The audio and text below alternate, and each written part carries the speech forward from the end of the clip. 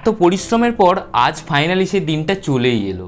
Hello guys, আমি শুভাশিস। আরও একটি সুন্দর সকালে তোমাদের সবাইকে স্বাগতম। আজ আমার 100 ডেজ চ্যালেঞ্জের 34 নম্বর দিন। সকালে ঘুম থেকে উঠেই দেখি বাইরে অনবরত বৃষ্টি হচ্ছে। তারপর বৃষ্টি থামতেই বাইক চালিয়ে চলে এলাম কলেজে। আজ একটা লং ভিডিও বানানোর জন্য লং ভিডিও শুরুও করেছিলাম, কিন্তু কাজের এতটাই চাপ ছিল যে ভিডিওটা কন্টিনিউ করতেই পারিনি। যাই হোক, প্রথমেই ফুলের দোকান থেকে ফুল নিয়ে আবারও মিষ্টির দোকান থেকে মিষ্টি নিয়ে চলে এলাম কলেজ। আসার পরেই শুরু হয়ে গেছে এদিকে টিফিন প্যাকিং। এর সাথে আমিও আমার একটু ওয়ার্ম আপ করে নিলাম। অনুষ্ঠান শুরু হওয়ার আগে আমাদের স্যারেরা আমাদের কিছু বললেন, আমরা সেগুলো মন দিয়ে শুনলাম।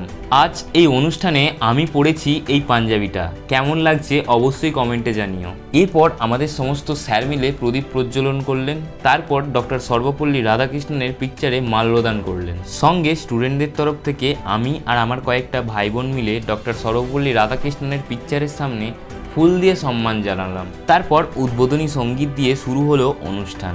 এরপরই আমাদের ডিপার্টমেন্টের মেয়েদের একক নৃত্য প্রদর্শন, স্যারেদের বক্তৃতা, আবারও একটি একক নৃত্য প্রদর্শন করার পর এলো আমার পালা যোগাসন করার। আমার পক্ষ থেকে যতটা সম্ভব হয়েছে আমি চেষ্টা করেছি। তোমরা কমেন্টে জানিও আমার এই যোগাসনগুলো তোমাদের কেমন লেগেছে। সবাই মিলে এত পরিশ্রম করার পর যখন অনুষ্ঠানটা এত ভালো হয় তখন এই কষ্টগুলো আর কষ্ট বলে মনে হয় না। আবারও স্টুডেন্টদের তরফ থেকে আমাকে কিছু বলতে বলা হলো, কিন্তু আমি তো কিছু ভেবেই আসিনি, তাই আমার পক্ষে থেকে যতটা সম্ভব হয়েছে আমি বলার চেষ্টা করেছি। অবশেষে সমাপ্ত নৃত্য দিয়ে আজকের অনুষ্ঠান শেষ হলো। সমস্ত কিছু শেষ হওয়ার পর আমি চললাম বাড়ি। দেখা হচ্ছে আর একটা নতুন সকালে, ততক্ষণের জন্য রাধে রাধে।